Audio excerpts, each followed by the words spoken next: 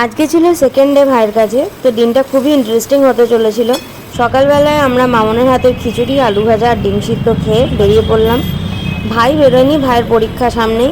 আমি আর মামন বেরিয়ে গেছিলাম ধর্মতলার উদ্দেশ্যে। তো যেতে যেতে এরকম ভিউ এনজয় করতে করতে আমরা এগিয়ে যাচ্ছিলাম। যেতে যেতে এটা চোখে পড়লো, আর মনে আমার বারবার একটা কথাই হচ্ছিল যে আজ 2024 সালে দাঁড়িয়েও আমাদের এই সামান্য মানে একটা বিচার পাওয়ার জন্য, এত বড় একটা ঘটনা ঘটে যাওয়ার পরেও আমাদেরকে এত ওয়েট করতে হচ্ছে এবং এত যুদ্ধ করতে হচ্ছে যে এটার বিচার পাওয়ার জন্য।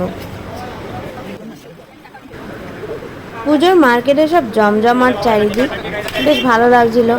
আর নীল আকাশের রংটা দেখো কত সুন্দর লাগছে। বাড়ি এসে দেখলাম ভাই একটা সারপ্রাইজ রেডি করে রেখেছে, চিকেন চাউমিন বানাচ্ছে। অসাধারণ খেতে হয়েছিল, আর ভাই তো এইসব রান্না খুব ভালোই বানায়। আজকের ব্লগটা এই পর্যন্ত।